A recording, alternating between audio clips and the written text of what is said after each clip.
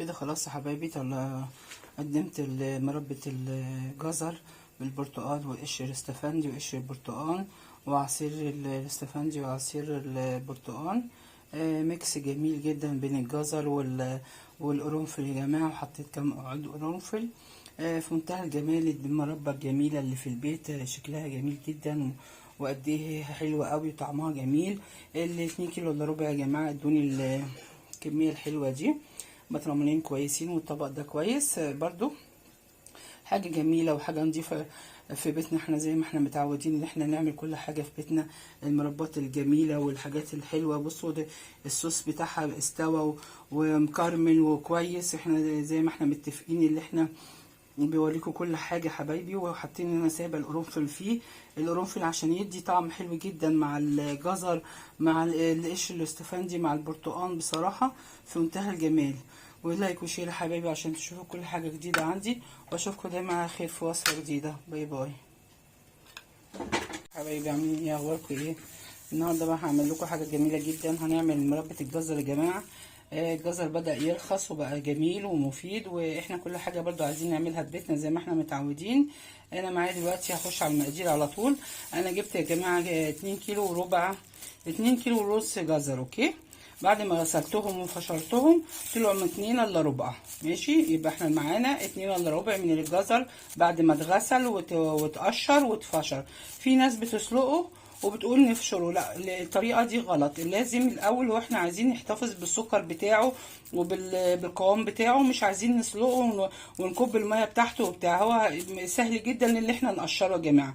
ماشي يا حبايبي، وهنخش بقى على المقادير. يبقى انا معايا 2 كيلو الا ربع جزر، معايا جبت كيلو استفندي ونص برتقال وعصرتهم، وجبت برضو القشر بتاعهم، وادي قشر البرتقال وادي قشر الاستفندي وادي البرتقال اهوت وليمونه. ومعايا برضو كيس من الجيلي اللي هو البرتقال. قلت دوت هنحطه معاه برضو، بيعزز ايه اللون بتاعه، بيدينا تيست حلو.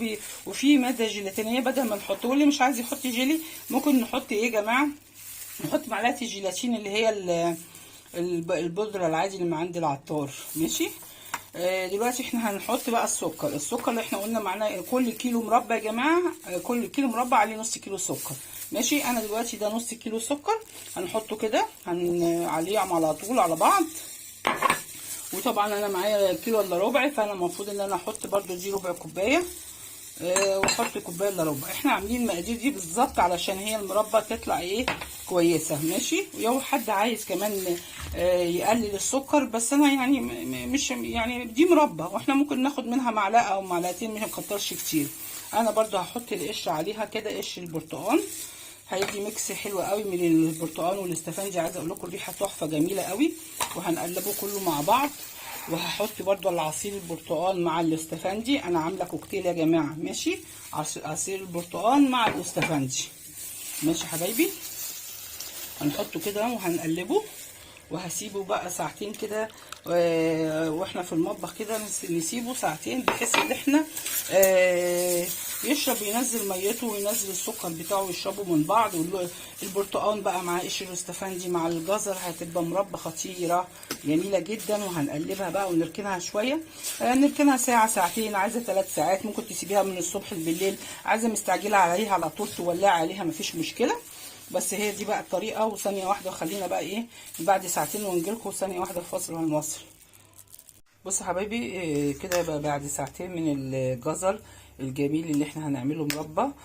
حطينا عليه البرتقال والاستفندي، كيلو استفندي ونص برتقال، وفشرنا قشر الاستفندي برضو مع قشر الاستفندي والبرتقال مع بعض. عملنا ميكس كده مع بعض، وحطينا العصير عليهم وحطينا السكر وحطيناهم في ساعتين في ونص كده في التلاجة. وهنحطهم دلوقتي على النار بقى يستووا ثانيه واحده. بصوا يا جماعه، انا حطيت على النار المربى الجميله اهي بدات تغلي. الاستفندي بقى مع البرتقال ومنتهى الجمال. وهحط برده كام عود قرنفل كده بيديها برده تست حلو قوي. وهنخليها بقى ايه تغلي كده مع بعض.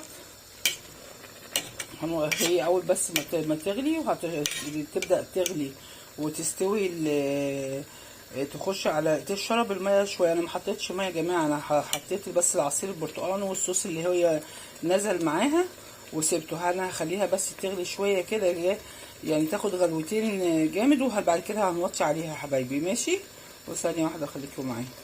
بصوا يا حبايبي، المربى كل شويه بنقلب فيها. بدأت تخش في السوا اهو. هنبدأ بقى ننزل الليمونه. انا عصرت الليمونه وهنحطها كده، واخدين بالكم. بخار بقى ايه، عايزه اقول لكم ريحتها جميله. الاستفندي مع البرتقال بقى مع القرنفل مع قش الاستفندي وقش البرتقال في منتهى الجمال.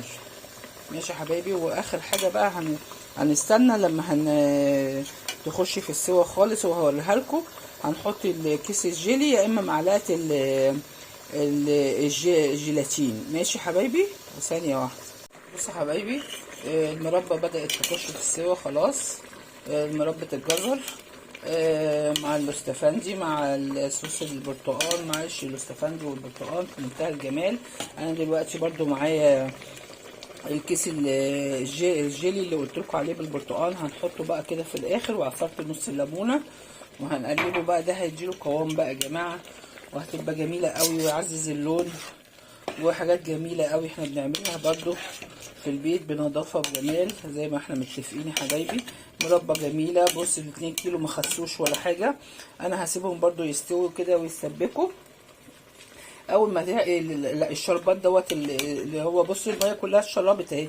فاضل شويه بقى. انا هسيبهم كده لحد ما يشربوا ويقعدوا ونصبهم بقى، وتبقى احلى مربى في البيت. مربى الجزر بالقشر الاستفندي بقشر البرتقال بعصير البرتقال والاستفندي مع بعض مع عودين قرنفل. مربى جميله جدا في بيتنا وحاجه جميله. واحنا متعودين زي ما عودتكم كل مره اللي احنا كل اي موسم خضار يا جماعه الجزر ينفع مربى، الفراوله تنفع مربى. فاحنا هنعمل الجزر اهو، وان شاء الله اعمل لكم الفراوله. فخليكم معايا ثانيه واحده كده. بصوا يا حبايبي، دخلت على السوا خلاص وبانت ازاي ان هي بتشكشك والعسل يتقل معانا. وحتى الجزر بان ان هو استوى وبقى شكله جميل جدا.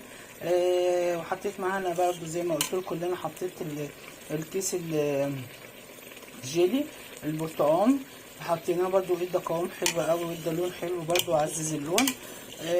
في منتهى الجمال المربى البيتي الجميله زي ما اتفقنا ان احنا كل حاجه هنعملها في بيتنا حبايبي.